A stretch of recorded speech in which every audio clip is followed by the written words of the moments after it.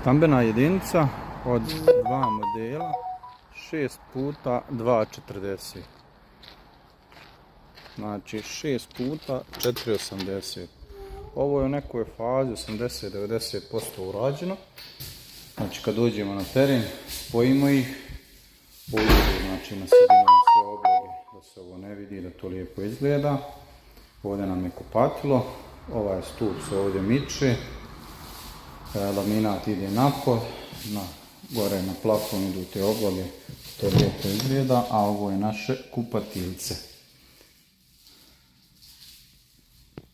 Veoma prostrano kupatilo, naš klijent je tako zahtijevao, inače mi pravimo malo manja, ali po narudžbi sve želje ispunjavamo, naravno ono što je moguće. Nismo baš zlatna ribica da je sve 100%.